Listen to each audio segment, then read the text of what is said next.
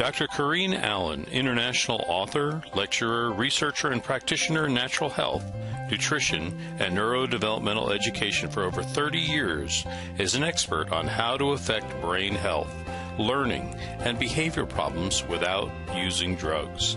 She's a recognized healthcare leader for her natural and practical approach to health regarding natural and alternative methods of stimulating permanent changes in the brain for issues like ADD, autism, Asperger's, dyslexia, learning disabilities, academic and behavioral issues, and acute and chronic brain injuries. She has developed a brain program which facilitates the connection of neurological pathways for brain cells which have been injured, damaged, missing, or not properly working. Dr. Allen's brain research is applied in the Advanced Learning and Development Institute's brain programs. Through the Advanced Learning and Development Brain Camps, Dr. Allen's method of repairing the brain has helped many families find help, solutions, and hope for their brain problems. Now let's join Dr. Corinne Allen as she speaks on Your Brain on Water. And I appreciate all your interest in the brain. How many of you have personal friends or family who have brain issues on any spectrum? That we're not talking about autism, good. We see it everywhere. We now have 1 in 75 on the autism spectrum. Research shows that 7 out of 10 people actually have some kind of injury in the brain from birth. And we see statistics that now say 1 in 10 have brain injury on some level. And I think if anybody is a teacher or a worker in the public school system, you understand and know that we have a very serious problem.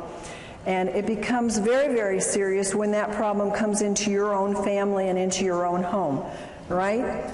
And it's what do we do about it? And what can we do about it within our financial means? Because these things can break the budget. So we're going to give you some exciting things tonight about how you can share this with others and use it more effectively for yourselves. I've been in the natural health field for over 30 years. And I'm going to tell on myself a bit tonight because, you know, a lot of us in the field think we've learned a lot, and we have, and we know a lot, and we do, but we never know enough. And I told people to use the wrong kind of water for a lot of years. And one of, you know, the things that when I found good water, the best water, I immediately grabbed onto it because I'd been teaching people about pH and acid alkaline, and we tried all the products that we could think of to get that to work for them, and of course the diets, and nothing worked like what we're going to show you tonight. And because we have a brain center where we work with brain injuries and actually do a 2-week intense program to help the brain to circuit its pathways and do them permanently, water is a very core part of that issue. So we're just going to talk about the full spectrum of brain issues tonight and how the water, the very special water that we're going to talk about tonight, is going to help them. Your brain on water. You know that water is the very most important ingredient in your health. How many of you believe that?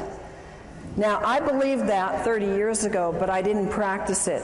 And I didn't have a way to give people the best avenue to get that water into them. It's the one big secret that is being missed. Water is essential to superior health and wellness. And we're particularly concentrating on the brain because that is the part today that is exponentially out of control. Now, the composition of water, we have water in the body, we have it in the brain. 80% of your brain is water. How come nobody talks about water in your brain? How come nobody says, take this for your problem? They say, take this pill or take this nutrient, and we forget about water. Our purpose tonight is to show you how the first and the foremost thing that we want to do is we want to do water, but the right kind of water, because folks, we're going to show you that if you do the wrong kind of water, you're really wasting your effort. Now, the body is 75% water, and in that you have your bones, they need water. Your kidneys, look how high your kidneys are, 82%. No wonder people get kidney infections and kidney problems, because they cannot flush those kidneys if you don't have them filled with 82% water. And your muscles need 75. How many of you get muscle aches and pains, and there's not enough water flushing the toxins out? And then the blood, look at that, 90%. Is it any wonder why people that drink coffee and sodas and very little water get hardening of the arteries, and we have such a high amount of people in our population today that are on cholesterol medications, and heart disease is the #1 killer? It's because 90% of the blood is water. Your brain on water. Your brain is the missing link in the health of your brain.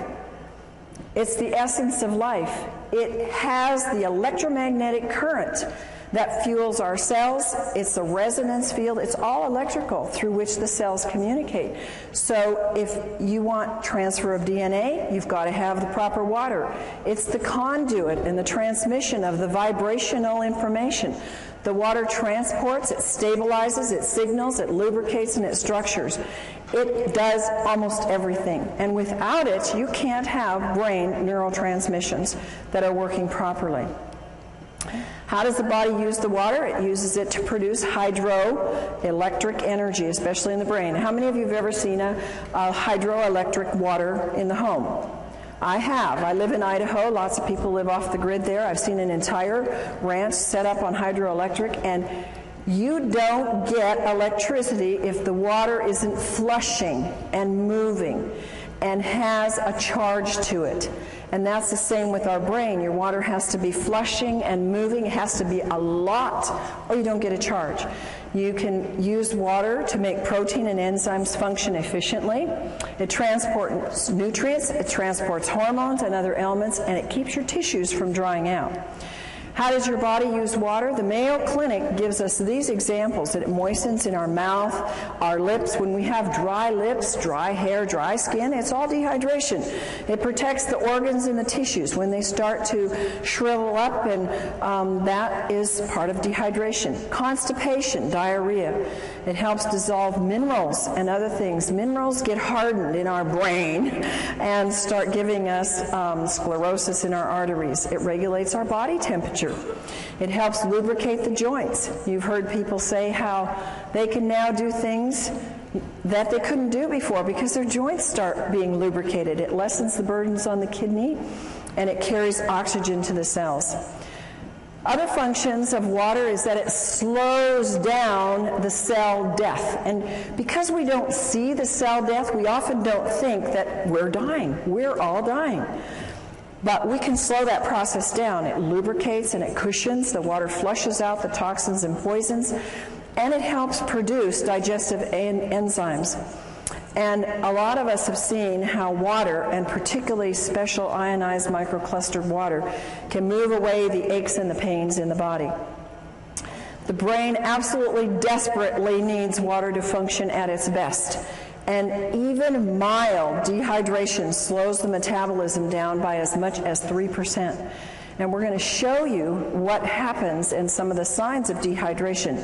One of the things that people don't realize is, how does water get lost? In my life, that was not part of my coursework to study to become a natural health practitioner. We never had a course on water. It was like, at the end of the sentence, it was drink lots of water. But there was never any teaching on drink the right kind of water, and drink water that's electrical, drink water that's a free radical scavenger, drink water that's going to hydrate.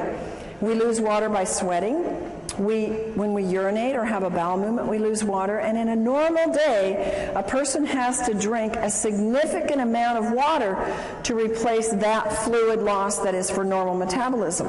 If you happen to drink a cup of coffee a day, or you have a glass of wine, or you have a soda, your need will move up exponentially, and even the basic amount of water will not hydrate you.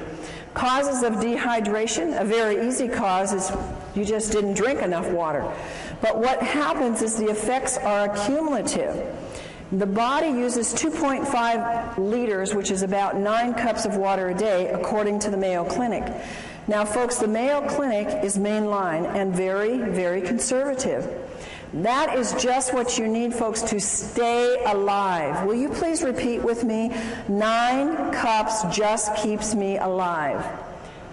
9 cups just keeps me alive. So when you hear these things that say 8 glasses of water, 9 cups of water, whatever, it isn't even enough, according to the Mayo Clinic, to keep your bodily metabolism and bodily processes hydrated in the least amount. More causes of cellular dehydration if you have any kind of work. Now, strenuous activities can be mental or it can be stress. How many of you have stressful jobs? Most people do or have stress somewhere in their life. Maybe I should have said, how many of you have stressful kids or grandkids? Maybe that's what your trigger is to more answers. Okay, so if you eat foods that are little in fruits and vegetables, they're dried foods. They take a lot of water to digest. And acid, it's like you didn't drink at all, because acid consumption of water, and how many of us have been diligent about getting purified water? How many of you out there have been really diligent about making sure you don't drink tap water and you drink bottled? Oh, I was adamant. You know, we have RO in our house, we have distilled, we have everywhere I go, we have purified water. It's acid water. You might as well drink nothing. And digestion in the digestion process, the fluids are not being replaced. Thirst is the last thing. And you know, I can remember saying to clients, you need to drink more water, and they would say to me, but I'm not thirsty. And I really didn't have a good comeback other than, you need to drink more water. But I sure do now, and you will too. Dehydration occurs when there's more water leaving the body than is being taken in. And the body is dynamic. It's moving all the time, and it's always changing. And this is especially true with the water levels in the body. How many of you notice now that your body craves water? I've noticed since I've gotten on microclustered water, I can tell my body is like listening now. It's like it's woken up all the receptors, and it like says, I need more water. And before, I never was thirsty, and I would forget to drink. So your water routinely needs to be replaced. So we lose it in all of these examples, which we're going to now show you. How many of you are not aging? Oh, we got some. Well, I tell you, after I hit about 45, I started to feel it. And after I hit 50, I started to feel it more. And then the next decade, I felt it more. And I am so thankful to God that He brought into my life and into the United States, because literally this was not available to us many, many years ago, that now I have a tool before I'm 100 to start really challenging my aging process. And you see, aging causes a decreased thirst. It just goes away. And you see many, many older people who say, drinking? And you look, my folks are 93 and 90. They live in a retirement home. Nobody drinks water there. It's like water purifiers. It's like foreign. And they're all suffering, too. They're not in very good health. Another thing that we sometimes don't want to hear, don't want to see, is that alcohol causes dehydration. Well, if you're going to drink, then at least be aware you need to drink a whole lot more of the right kind of water to deal with that dehydration it causes. Now, there are special circumstances that cause dehydration, and one of them is burns. And if you know anybody that has lots of burns or little burns, they're going to need a lot more water in their body. Here's another one of those American, don't tell me, don't talk to me about it, I'm going to keep my cup of coffee. You know, when I was very, very ill in my 20s, this is what led me into nutrition and natural health, I had to quit coffee because it was actually pushing my energy down. And I thank God it did, because I realized then what it was not going to help build up my health. And a lot of people just haven't gotten that yet. They haven't figured out that it's reducing your melatonin in your brain. That's very, very important for good, sound sleep. It's decreasing your memory enzymes.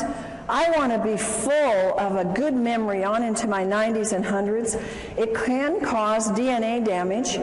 It affects your overall brain functioning. How many students do you know? And when I went to college and grad school, everybody was drinking coffee to what? Think, study, stay awake through the night. I couldn't handle it. Thank God at that time I was sick enough that even coffee wasn't helping me. But it actually depletes their brain functioning. And when people crave coffee, it's a craving for water that their body needs. 10 ounces of coffee removes 12 ounces of water from the body. Dehydration is caused by diarrhea. Diets cause dehydration. When you see people or yourself or whoever, when they eat a lot of snacky foods, processed foods, refined grains, chemicals, high in chemicals, preservatives, sugar is a big one. It steals the water from you, and people don't think like that. Now, of course, salty foods cause you to crave and maybe to thirst water, but what do people quench that thirst with or try to quench it with? Sodas or iced tea or something that further causes dehydration. Exercise uses up water. We know that this doesn't include just the physical exercise, but it includes the mental as well. You're going to need way more than the 2.5 liters to fill up that body's dehydration just from some of these things. Fever, we know that edema means dehydration. I've told this to people for years, and you know what? It's so hard for our brains to get it. Well, how can that be a lack of water when I got too much water? Well, it's because the inside of the cell is mostly salt and your potassium, sodium pumps aren't working right. And the body pulls the water from other parts to assist that area, and you get dehydration. And if you drink enough water, you must drink it until your urine is clear. Now, the only exception to that is, of course, if you just took a B complex with the riboflavin in it, and that will make the urine very yellow. Water is the best natural diuretic, and if people would just use a lot more of that, they would find their swelling and things would be much more improved. High altitude causes dehydration. Again, I'm going to tell you a little story about myself. It's kind of, when I look at it now, it makes me feel rather stupid and ignorant, but I went to Ecuador a few years ago, and I got very sick in Quito. And I thought, what's the matter? I'm not sick. I don't want to get the flu. I felt horrible. And, you know, we had a bottled water here, bottled water there, bottled acid water. And, I mean, I was sick.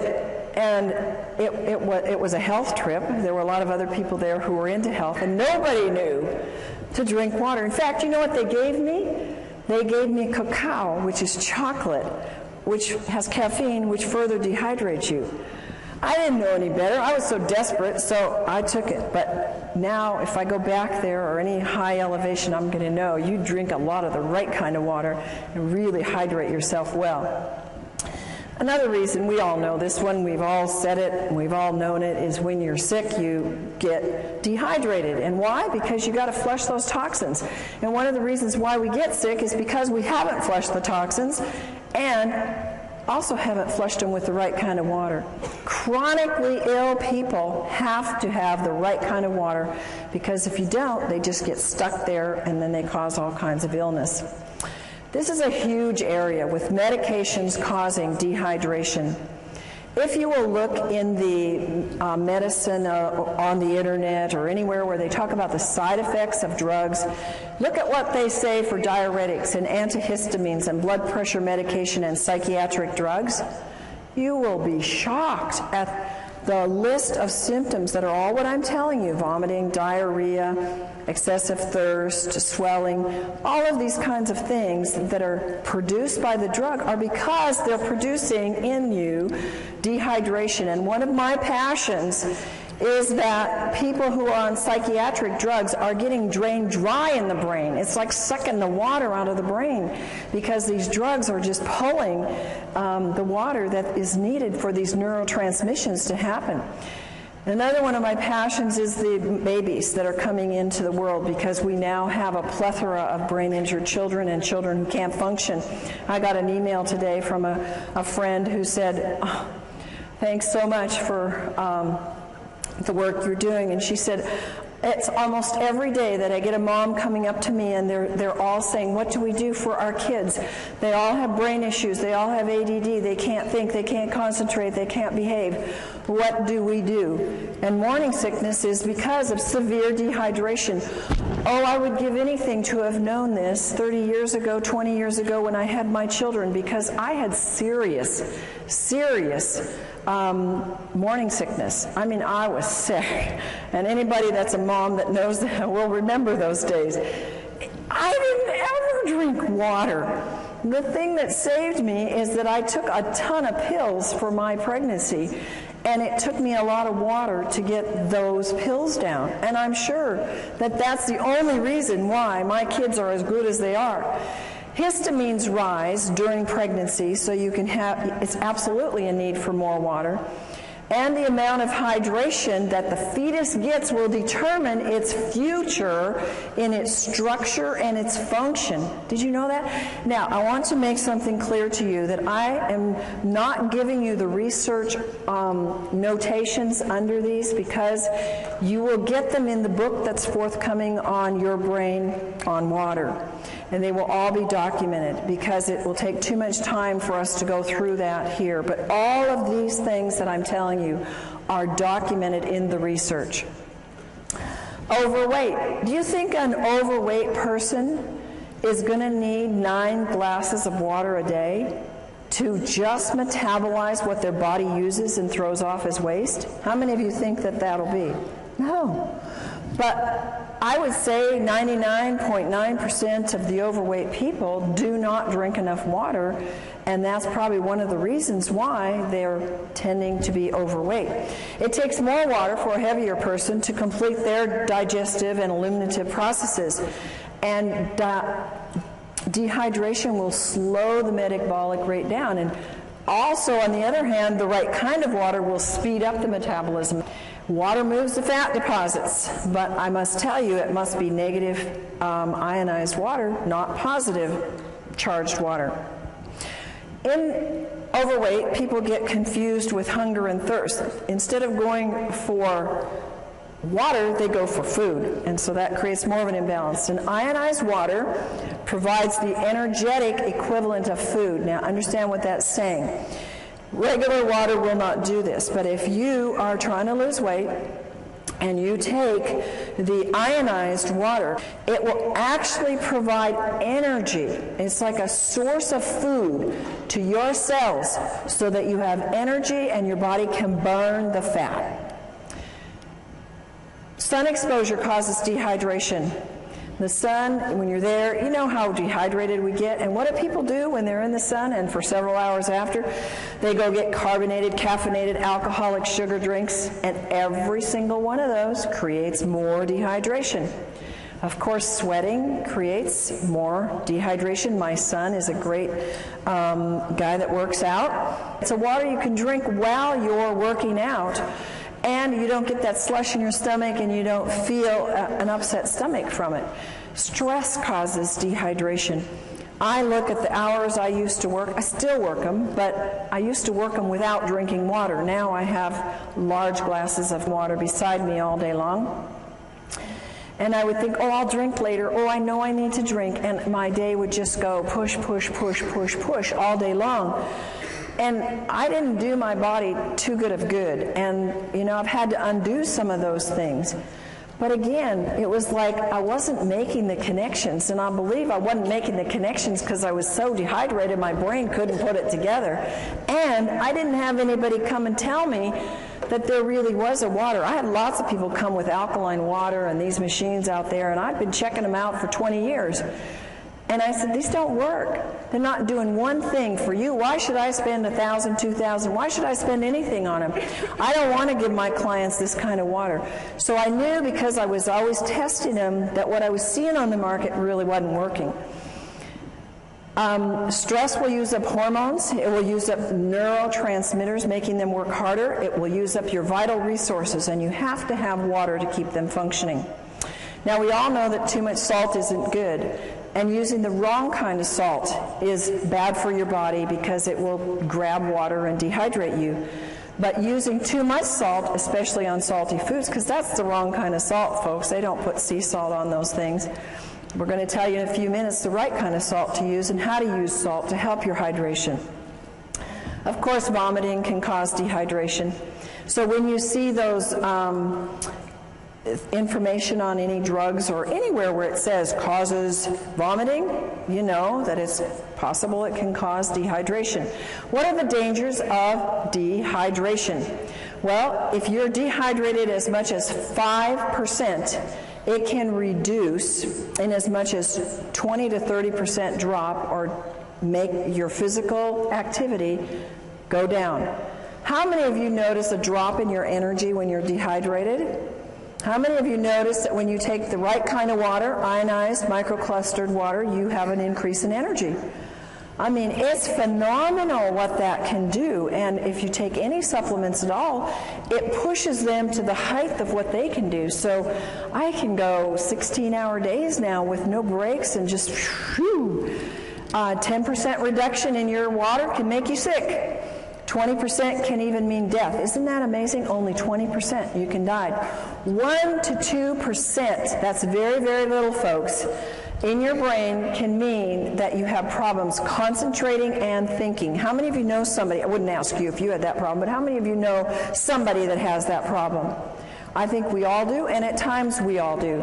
Dehydration is a cumulative. It comes together. You see, the average person drinks 160,000 gallons of water in a lifetime, and 75% of the citizens around the world in developed countries are chronically dehydrated. I would have never believed that before my experience with water personally and what I've seen with my clients and our brain participants in our brain center. It's absolutely true. People are so dehydrated. 1/3 of the Americans have such a weak thirst sensation that they mistake it for hunger. And look at the obesity that we have. Look at how many of us, we don't like it, struggle with weight. And it's one of the number one reasons is water. If 80% of your brain is water, which runs your pituitary, your hypothalamus, which regulates your weight, and if your body is 70-75% water, and that is related to your hunger drives and your thirst, we know that water is a huge part of why we are not getting the weight that we want. Brain dehydration. It brings on feelings, if we're dehydrated, of anxiety and depression. The brain doesn't function properly. It uses up amino acids that are called our happy aminos that have to be working.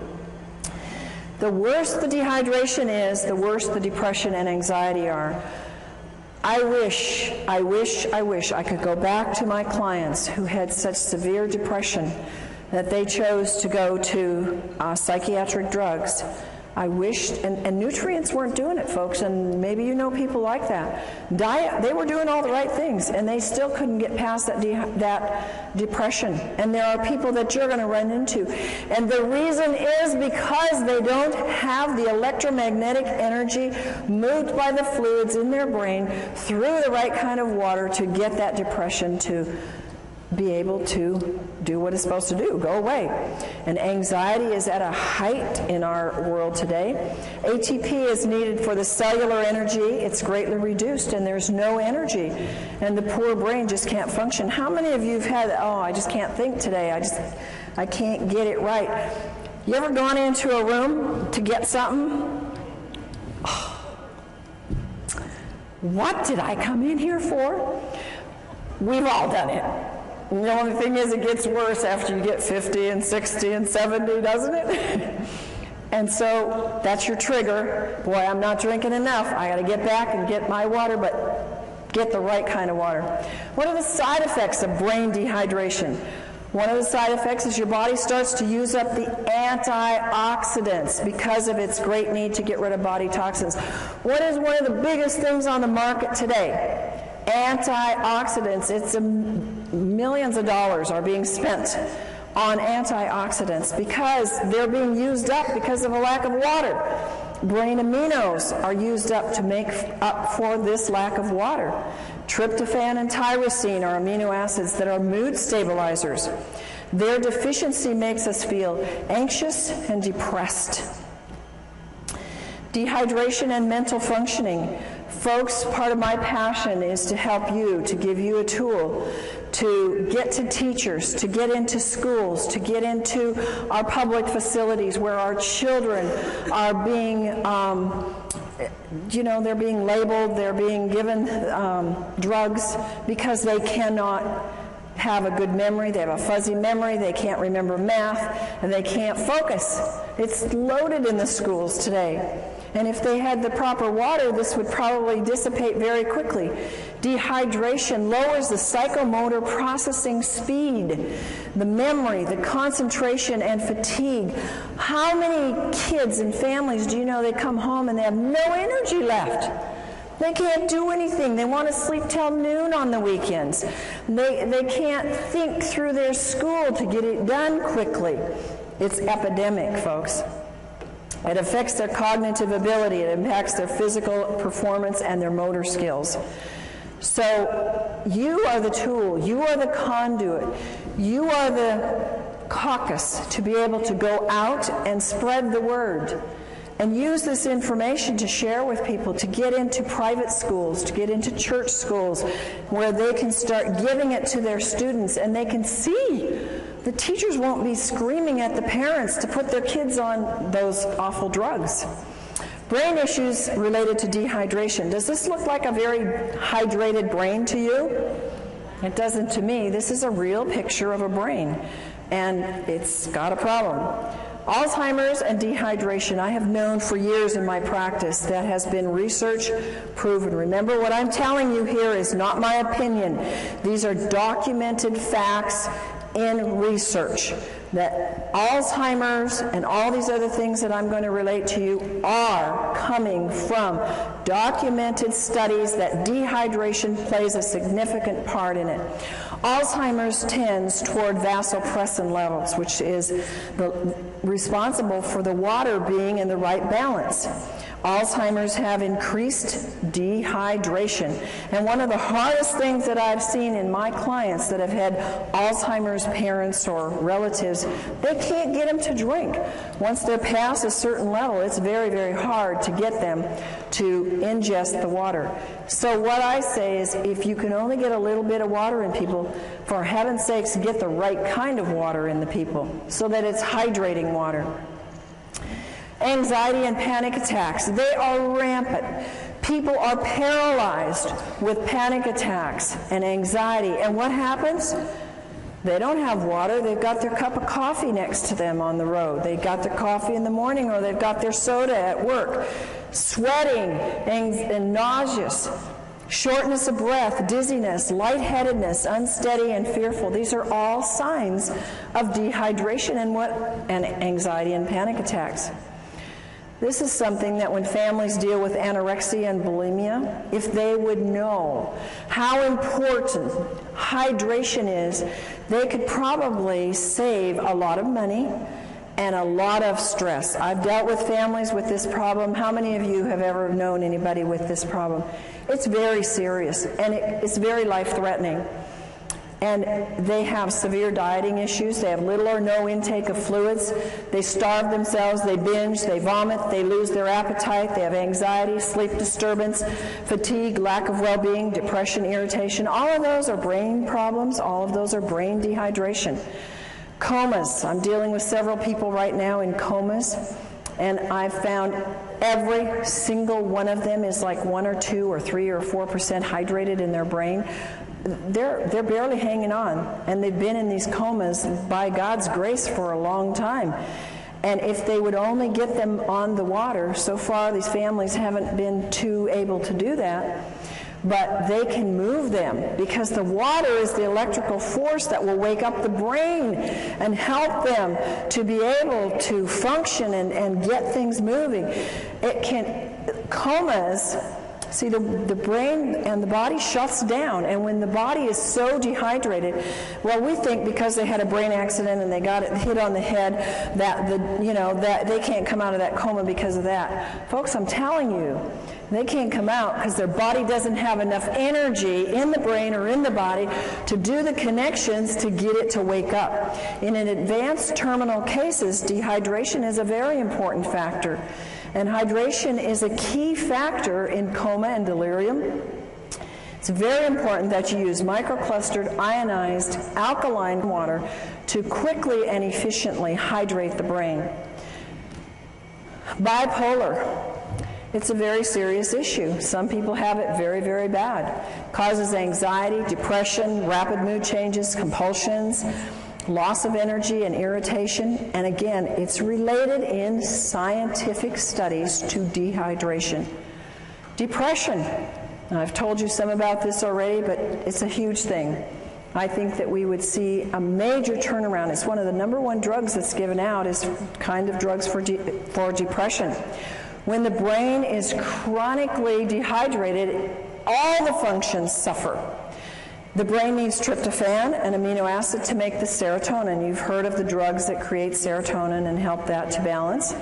Really doesn't balance them, makes them more dehydrated, which then makes melatonin, which helps them sleep and get rest so they can function in their day. The amount of serotonin made is dependent upon adequate what?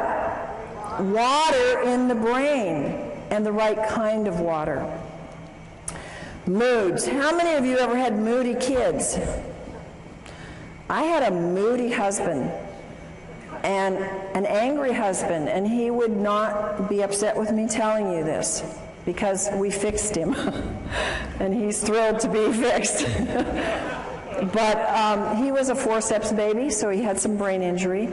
And folks, by the way, all of these issues where they have more of a tendency when they get dehydrated, because not all of us, when we get dehydrated, go bipolar or go anorexic or go into depression. I believe there's plenty of evidence in the research to show us that they have an incident, shock or trauma or some kind of an event that has caused an injury in the brain. And in my husband's case, this was his forceps birth. So we put him through our brain programs and helped the circuits to reconnect, and he was doing so much better. But since he's been in water, he has seen even more improvement and more help. But there's one little time when we're driving long trips, and what is it with men that they don't like to drink? They got the easiest job in the world to stop anywhere, and women don't have that privilege in life. Well, my husband won't drink very much, on the road, and I'm guzzling and stopping all the way along, and he'll get real fussy when we're on trips, and I just say, "You just dehydrated, honey." And he is. So it's associated with negative mood. When you see yourself getting grouchy and, others around you, it's because they are dehydrated. Multiple sclerosis, a big problem. It's very sad to see this. You can get well from multiple sclerosis, but it means many scars. And one of the causes of exacerbations is dehydration. Not drinking enough water, drinking other beverages that are like caffeinated beverages, soft drinks, alcohol. I know a number of people that have MS that have gotten over it as I've worked with them in my practice because they really went on a strict diet and did a lot of things, but others have not because they refuse to drink, and they continue to drink their sodas and their dehydrating beverages. And dehydration doesn't necessarily cause it, but it makes it much worse. Here's one that everywhere I go, I have people tell me, "Oh, and yeah, my this relative, friend, acquaintance has schizophrenia." We don't hear about this because nobody's going to come up to you and say, "I have schizophrenia." But schizophrenia is very much related to dehydration, and the high risk of dehydration further from the psychiatric medications that they're on. And they show depression, they show delusions, hallucinations. Remember coma and being delirious, lack of water, no energy, again, brain doesn't work right, confusion, stupor, comatose-like, and suicidal. Suicide among our teenagers is very high. I am of the personal belief most of our teenagers that I work with, and I was a counselor in the alternative, the kids that couldn't make it in the regular school, they were the special kids. So I worked with them for many years. And they never drank water. Of course, I didn't either. But they had more problems, more traumas, more things that were pushing it. And a lot of these kids get suicidal. Seizures and dehydration. One of the most incredible things that I have witnessed in our brain camps is that the kids that come, they come, some of them, not all, several in spectrums on the autistic spectrum or others, they have seizures. They're on heavy medication. Some of them have shunts or things put into their brain to control the seizures. They get there and they don't have any more seizures, and I'm going, I think there must be a connection here. We're putting them on a lot of water, and they choose to work with their own doctors to get off the meds, and we're seeing maybe one seizure the whole 2 weeks is pretty much what we see when they've been having them every day. Pretty amazing when you see that, and pretty much documented by research that says dehydration is a trigger for a seizure, and it can lead to coma and death.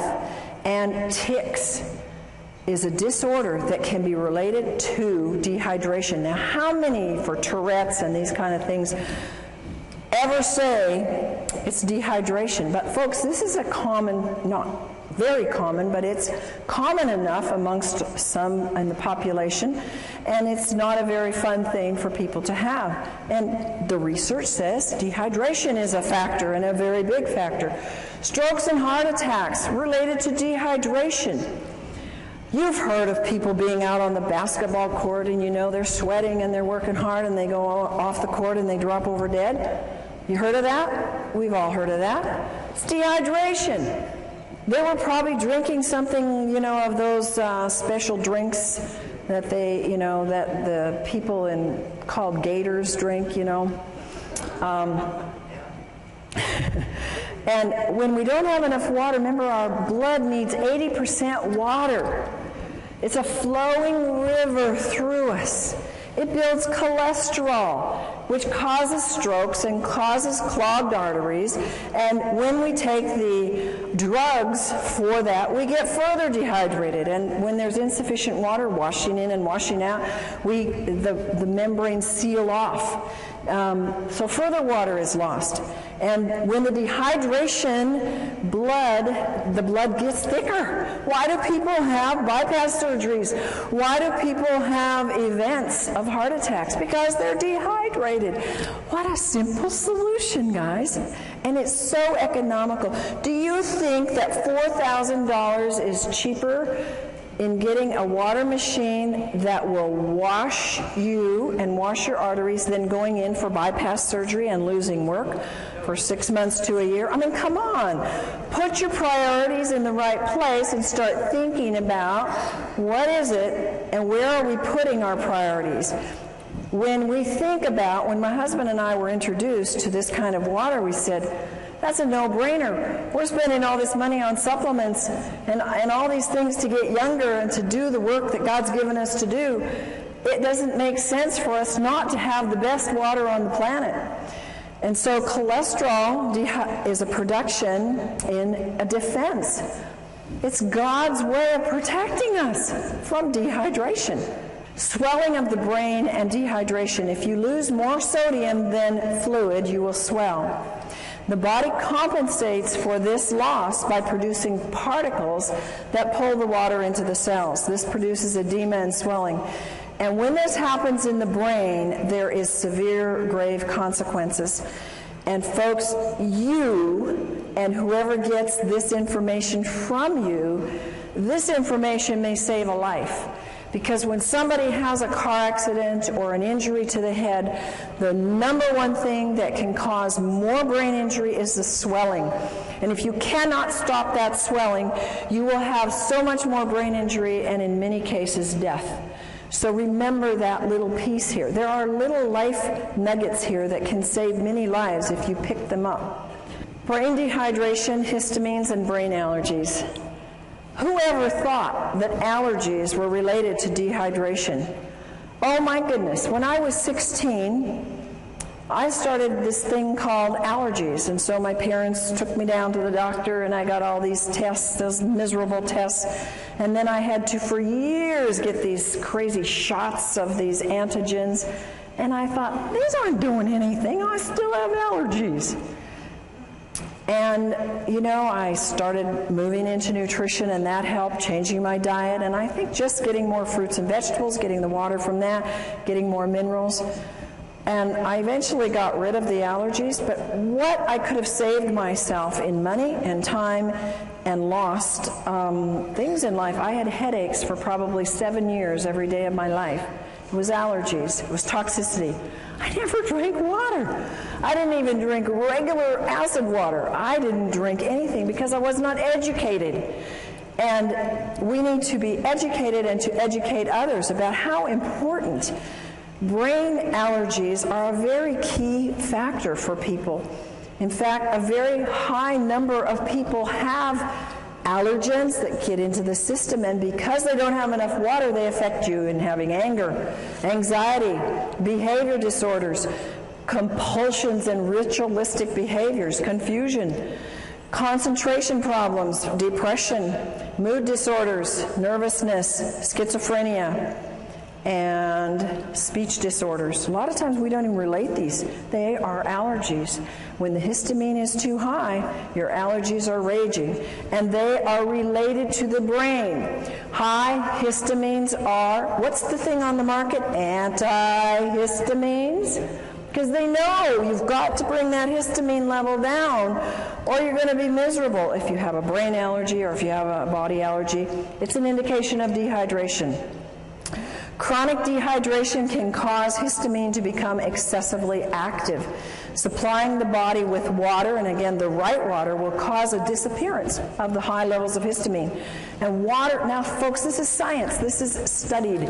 Science has told us that water, even regular water, will reduce histamine amounts.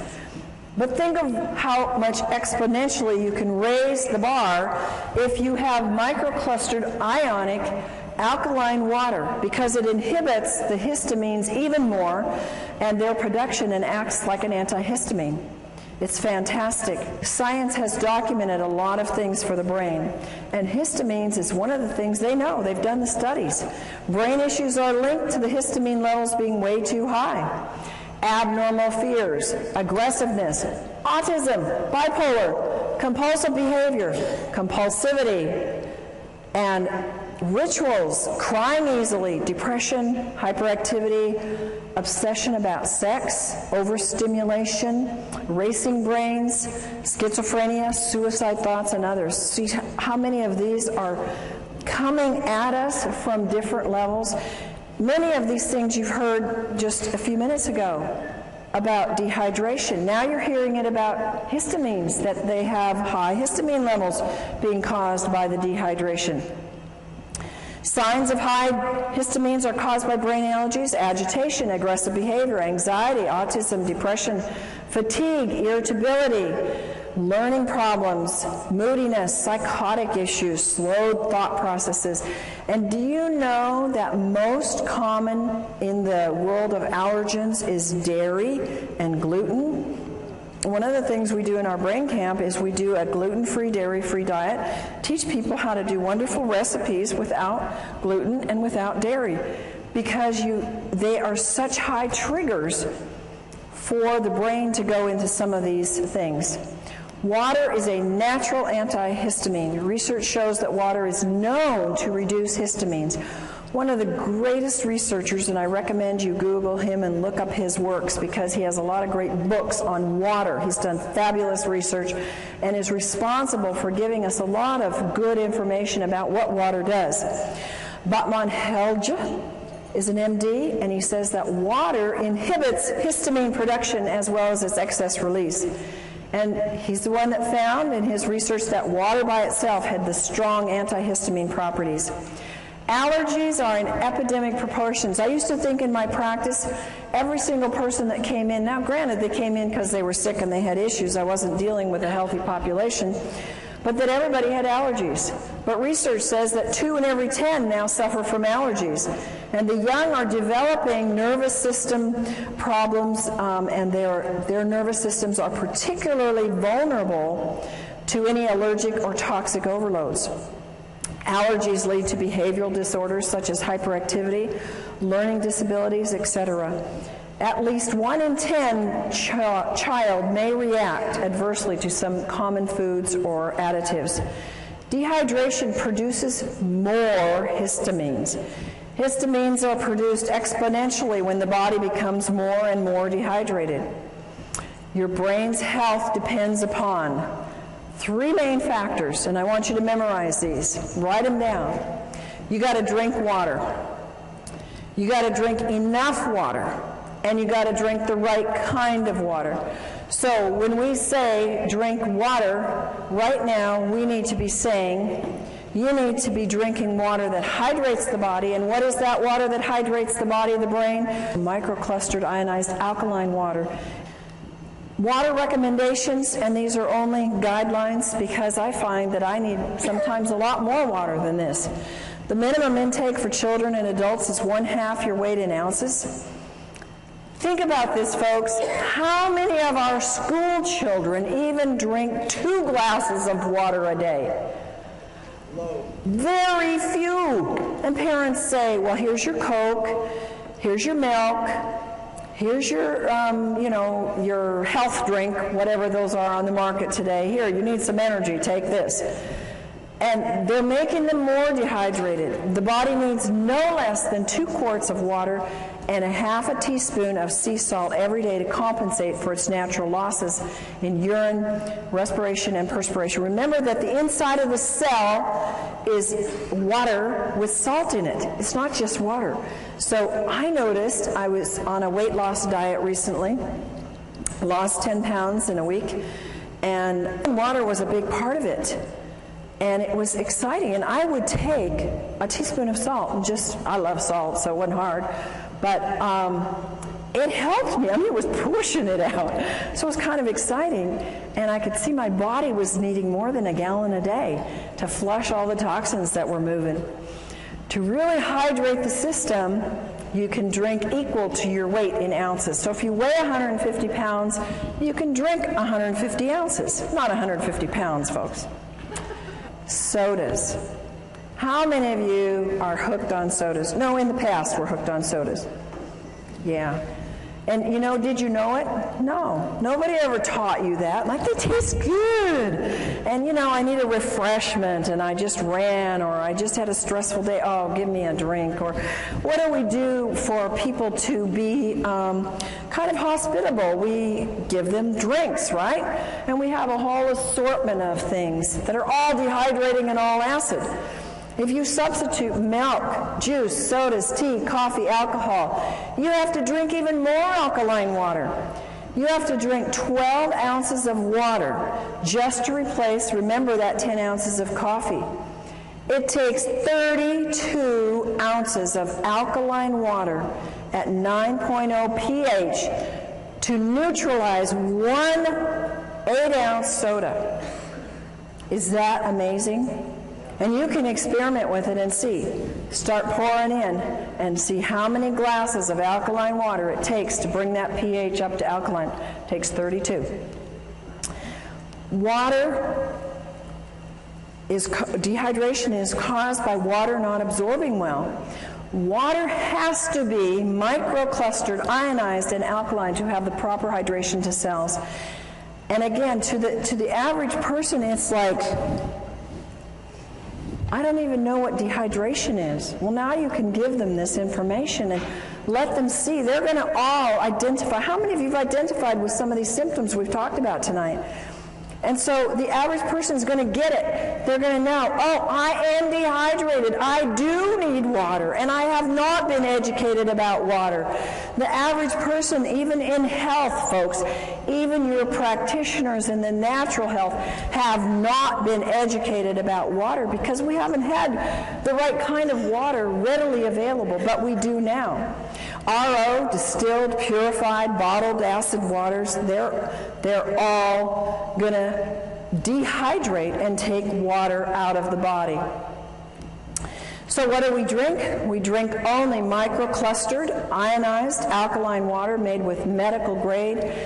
Folks, I cannot emphasize enough how important this is. I cannot tell you the horrible cases that I've seen. I've seen people grow things like tumors on their body within 2 months of having machines that are ionizers that were half the price and were already putting toxic metals into their body, and when they stopped the water, the growth went away and the metals they were getting and the toxins.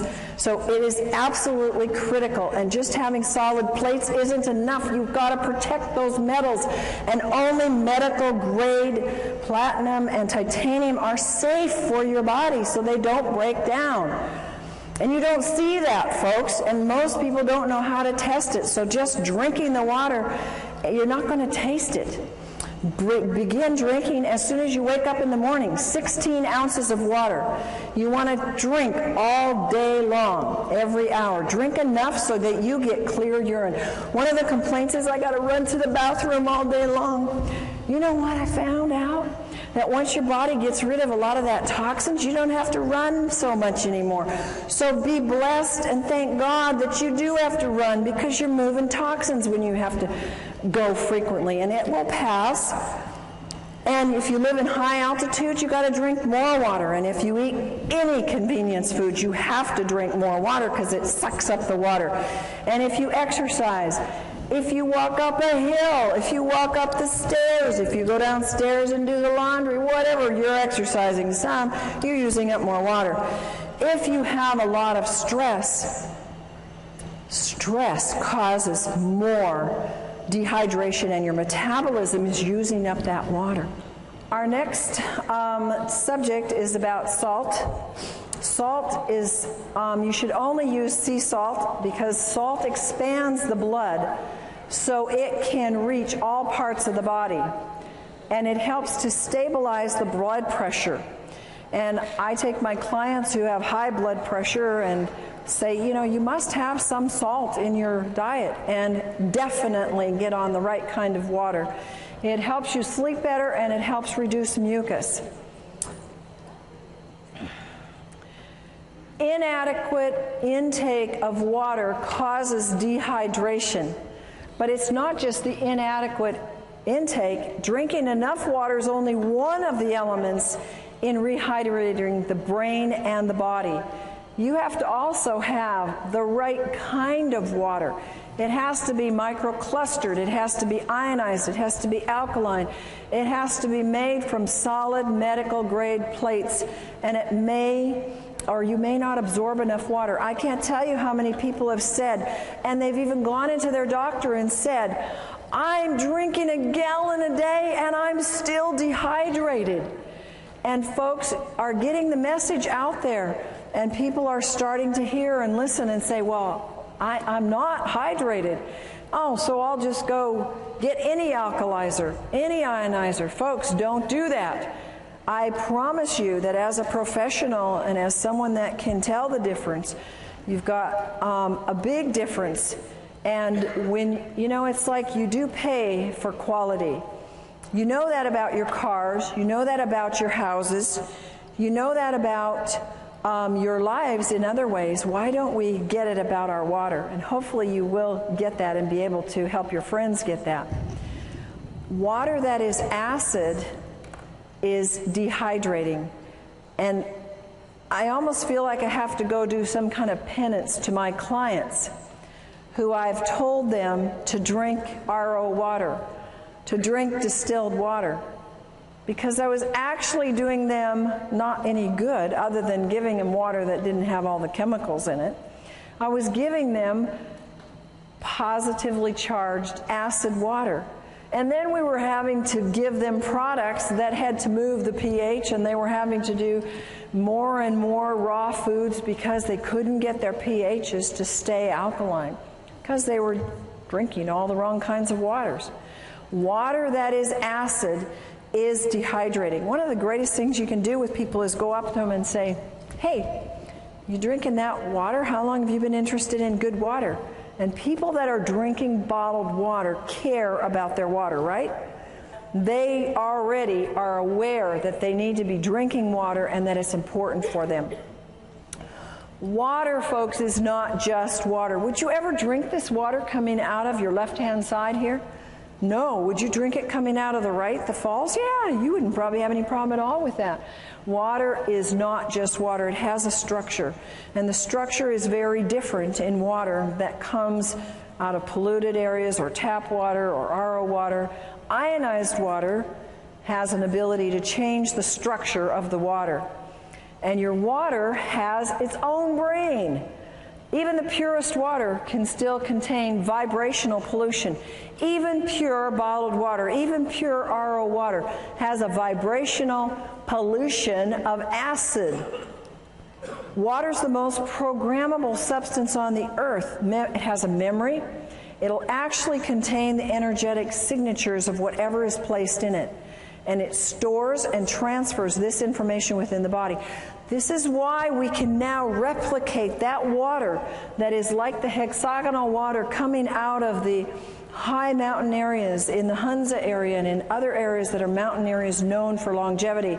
We can now duplicate that in your own home and have longevity coming out of your own tap. And bottled RO distilled is not the best. It will not hydrate the body. There's a couple things. We have structure of water. The water is a pentagonal structure. That's large, big clumps. And it's very hard to move them into the cell because the cell has very small, permeable walls. And it's not shown in any way to improve life other than keeping you alive.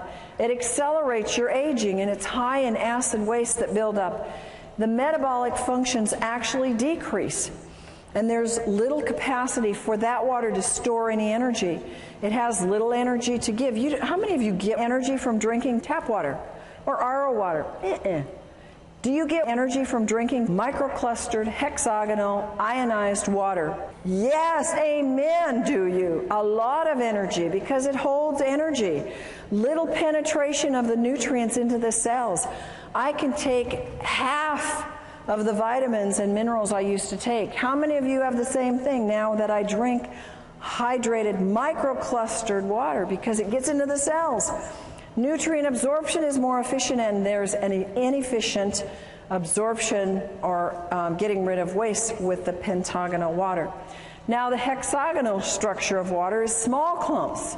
It's easy to get into the cell. They improve life significantly. They slow down the aging. There's no acid waste buildup. The metabolic functions increase. I've actually noticed that when I drink this water, I tend to have a low thyroid, but when I drink the water, my thyroid starts working a whole lot better. Huge capacity of this hexagonal water to store energy. And it needs those folks, those very strong, solid medical grade plates to be able to make that kind of water for a lifetime. If you don't have that, you cannot keep producing that year in and year out. It is highly energizing to the cells. It gives rapid penetration into the cells of nutrients. It helps their absorption, and it helps efficiently remove the waste. It contains powerful antioxidants.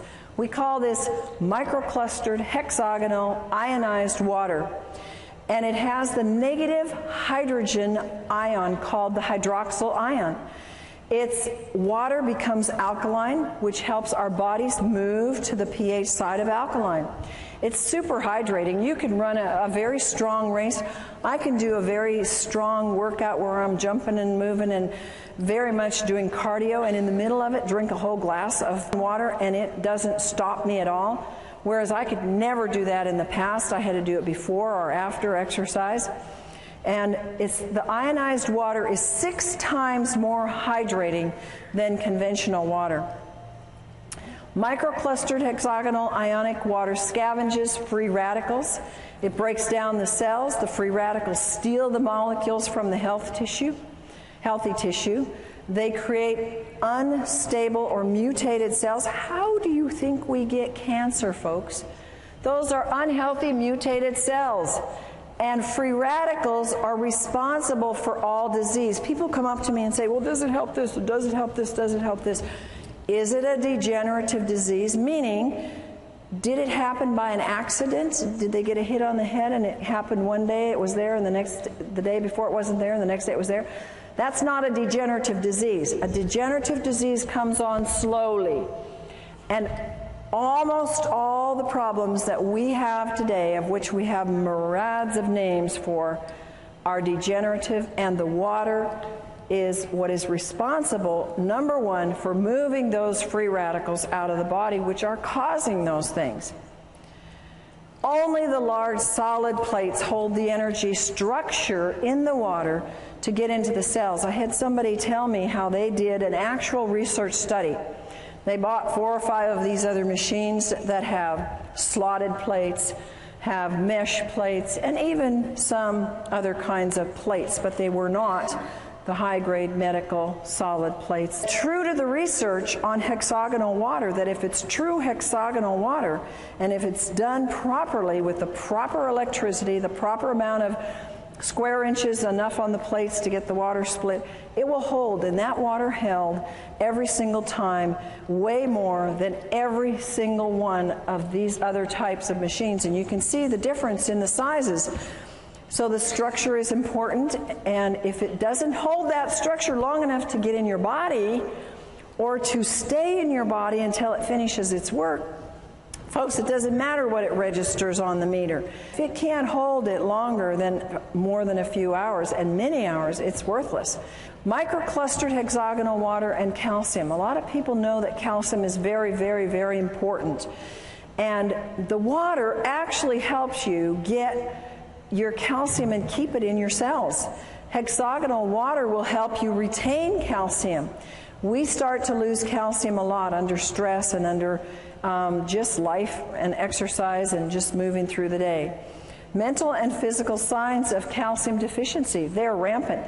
Nervous tension, inability to relax, can't sleep at night, fatigue, not in proportion to the amount of work you do, restlessness, irritability, quick-tempered, insomnia, spastic colon, tooth decay, bone loss, mental depression, muscle spasms, PNS, PMS, menstrual cramps, and menopausal symptoms, all calcium deficiency. So you're losing calcium, you're either not getting enough, but when you start on the proper water, it starts to stay in your body and you actually produce a better use of your calcium. Free radicals, you can see 2 molecules here and the one stealing from the other because it's positively charged and it goes after the negative. It oxidizes and breaks down cells. The brain can't perform well when there's too many free radicals. Nearly all diseases, and we're talking about brain diseases as well as body diseases that are linked to free radicals, they are actually produced from childhood, and I think that what we're seeing today is children very young are producing these free radicals because they are having, at very young ages in our 20s and 30s, not children anymore, but they develop these years before because they're high free radical production very early in life. Aging increases the production of free radicals. And we cannot keep up with this excess. There's no way. How many of us are actually getting younger every year? We're trying, but it's a battle, isn't it? And some of us are gonna make it, but it's a constant battle to get past those free radicals because we're getting hit with them everywhere. Feed the brain the most important antioxidant. It's water. Water is used as an antioxidant, is more efficient and more economical than pills or juices. You can do the math. If you spend $100, $200, $300 a month, which is not unreasonable, a lot of people are doing this for antioxidants, either in the form of juice or pills a month. You multiply that times 10, times 12, you've got easily $4,000 a year. And it's gone. And you only got it for you. Think about the economy of having one product that you can spend $4,000 on, and it can feed the neighborhood free radical scavenging nutrients. It's pretty much a no-brainer. It eradicates free radicals.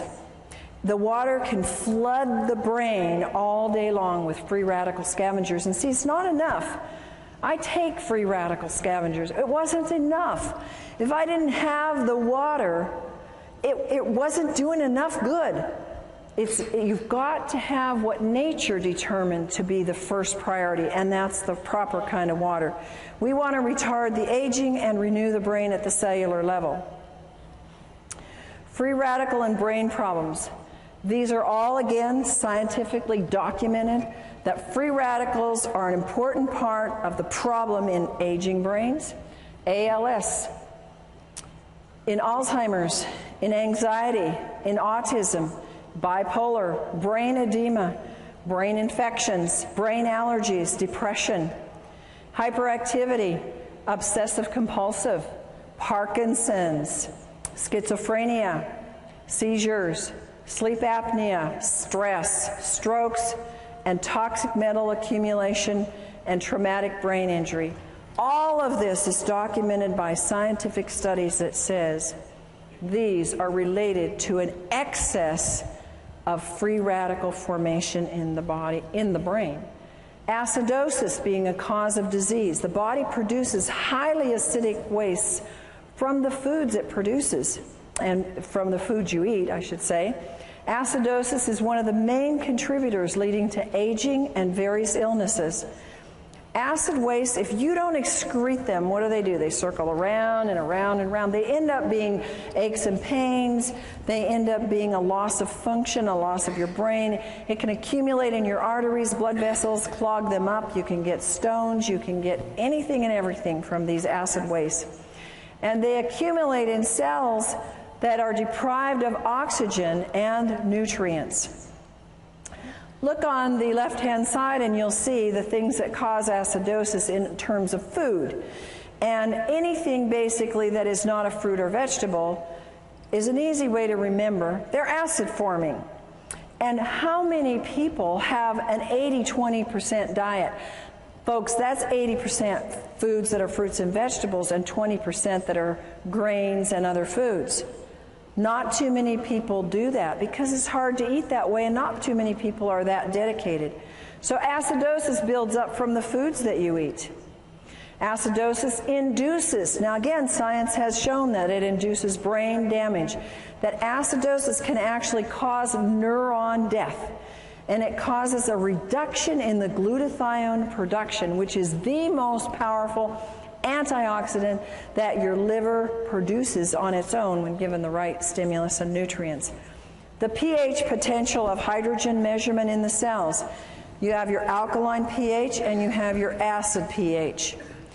The negative ions are on the alkaline side. You assist detoxification when you have alkalinity. And the body, when it's alkaline, it can absorb calcium and magnesium and sodium and potassium. The body is amply supplied with minerals. You're not always going to be deficient. And it's abundant in oxygen. When you have an acid, you have abundant energy. Then you have positive ions if you're on the acid side. They cause auto-intoxication. That means you poison yourself. And the body can't absorb the minerals. I've had people who say, but I take all these minerals. They're spending hundreds of dollars on minerals and they're not absorbing any because they're acid. And body uses up these key minerals in trying to neutralize acids. There's a lack of oxygen and there's little or no energy. How many people know that the #1 complaint is no energy? And when a product comes out that can give you more energy, people go for it, don't they? And what a simple thing to have pouring out of your tap in your own home that can produce a life flow of energy, not just for you, but for your whole family and your whole neighborhood. ALS and acidosis. There's a Dr. Gansel who's done a good study and works with ALS. And he's reported in the Townsend newsletter that he believes ALS is caused by severe acidosis. This is a very damaging neurological disease, and most people don't live with it. Recommends the use of, look at this, water that sends low voltage electrical impulses into the water. Now the next one is autism. Autism, a lot of you have asked me about. It's rampant. The U.S. military claims now we have 1 in 75 are on the autism spectrum. A few years ago it was 1 in 50. It keeps going down the wrong direction. Symptoms of autism, according to research, are linked to acidosis. High amounts of acids are found in the blood of autistics. And the mitochondria damage in the autistics is linked to the acidosis. Bipolar is linked to acidosis. Children's problems, acidosis. If they're shy, there's been research found, fatigue, impaired concentration, unwillingness to eat, perverted appetite. I had kids like that, one in particular. They're tough to deal with. Acidosis. And you know what? They don't like to drink. A lot of these kids that have these problems, they don't want to drink. And they want their foods that they want, and mostly they're not fruits and vegetables that they want. They can be restless and poor sucking. These are acidosis symptoms in children. Then you have schizophrenia, can be related to acidosis. Dr. Steinfeld says the key problem in schizophrenia is acidosis, and his work verifies that it is a biological problem. Seizures and acidosis. We talked a little bit about this before in terms of dehydration, but research also says it's due to acidosis. And an acid pH can actually trigger the seizure that can then lead to brain damage. Stress and acidosis. If you're stressed out, mental stress causes acidosis. Autointoxication, when you are poisoning yourself because you didn't drink enough water to get the poisons out, your bowels aren't moving, you're not urinating enough, stresses the body, makes you acid.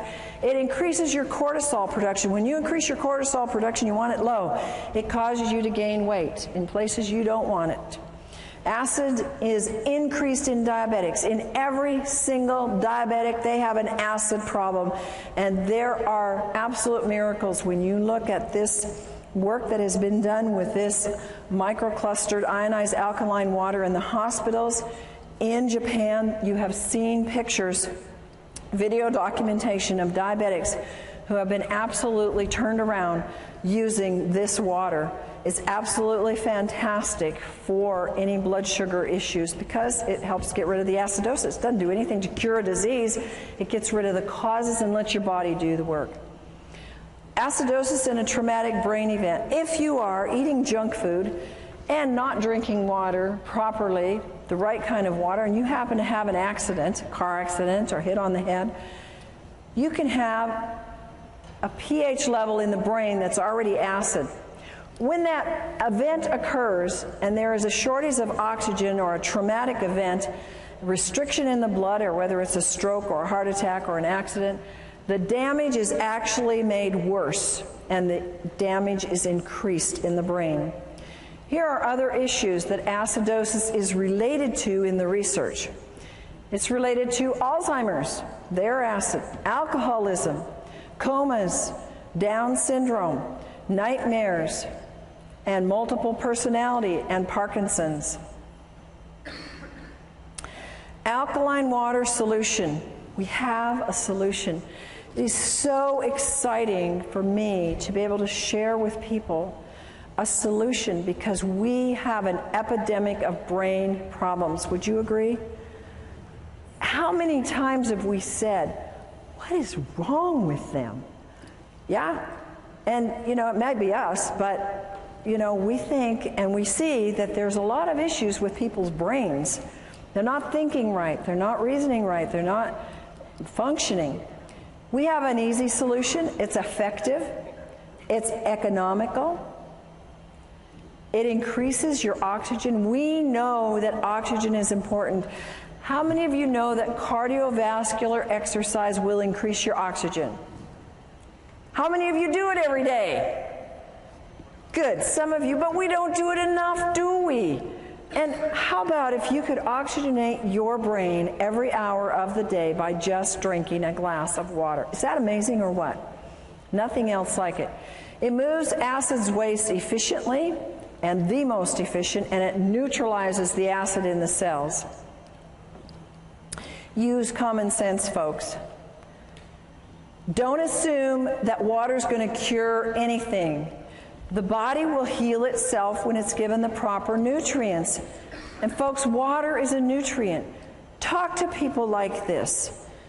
Water is the number one thing that we are missing in all of our health programs. And that's the number one nutrient. It's a nutrient. It's not a cure. It's not a pill. It's not a prescription. It's a God-given nutrient. And it's the number one nutrient.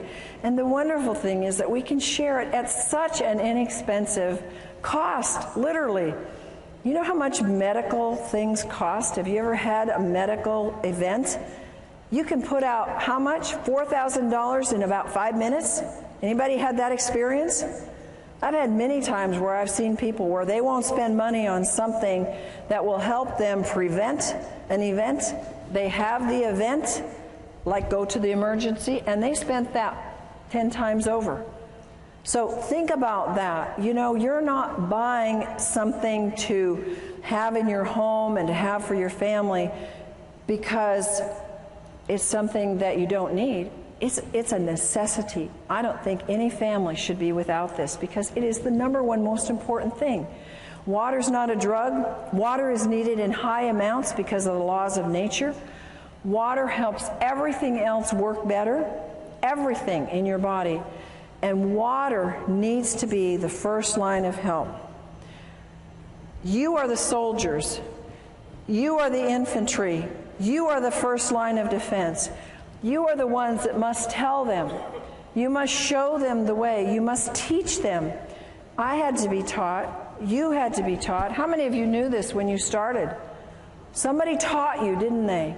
Now you're being taught. Now you go tell and you share and tell them how to get water. And tell them that water is not just water, no matter how pure it is. That they need 3 things in all the water that they drink. And if they don't have it, they don't have the best water.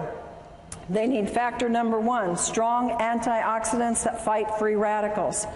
Number 2, they must have microclustered hexagonal water that hydrates and carries antioxidants and nutrients deep into the cell. And number 3, they must have water that has the increased ability to carry oxygen into the cells with high alkaline pH values.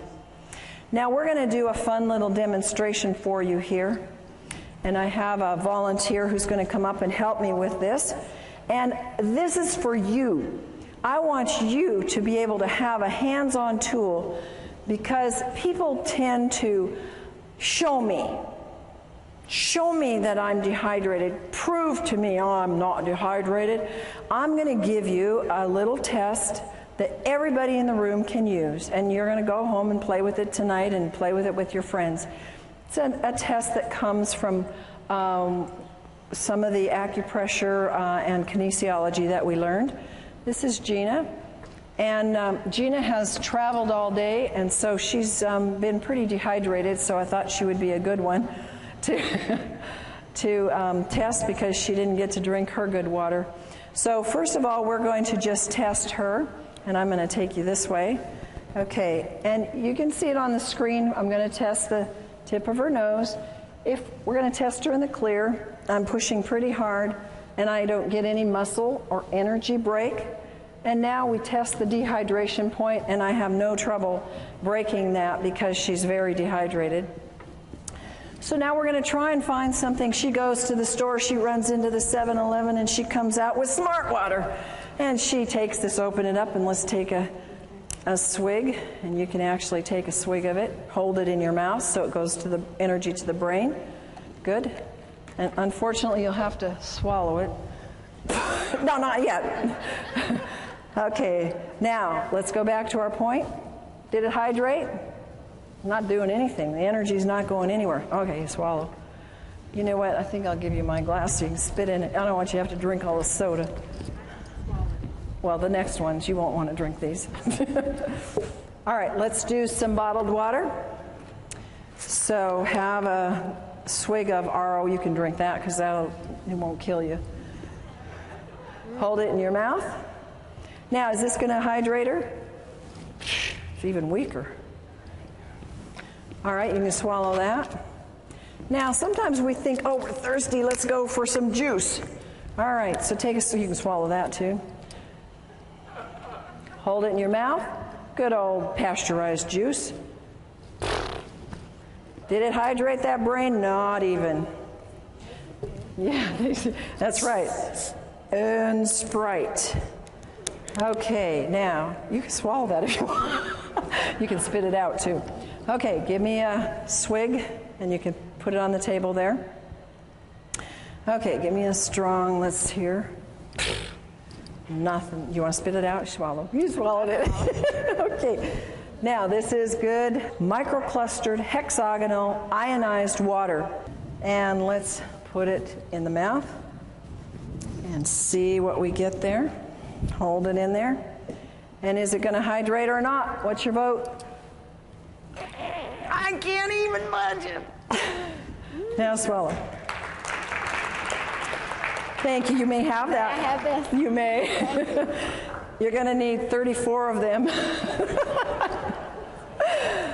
You see, you can do that with your friends now. And you can show them. We gave her water. We gave her smart water. And it didn't do anything for her brain. We gave her juice. And it didn't do anything for her brain. And so we need to have the ability to take and show people. So now I've given you a little trick to test for dehydration. You first test them in the clear, and then you hold the point on the nose, and then you can give them tap water, you can give them RO water, whatever's available, and then you want to hold the last, and you can have them put it in their mouth, because it'll go to the brain, and it will show you if it's hydrating the brain. And isn't that amazing? What could we do to our society if we could change the hydration of our brains, starting from our schools, from kindergarten up? Yes, we could change our society, literally, if we would hydrate our brains. Take control of your health. Your body requires a constant and a consistent supply of water. It is the most important compound you put in your body. How many of you believe that? I know you believed it before tonight, but how many of you now are emphatic about it? And no function or reaction in the body can take place without the presence of water.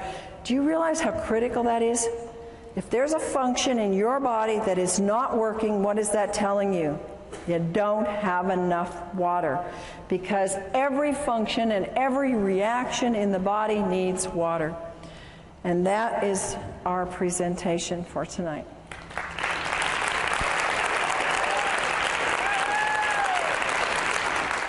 Dr. Allen has gone beyond her doctorate in nutrition to find answers for her clients' brain issues when nutrition isn't enough.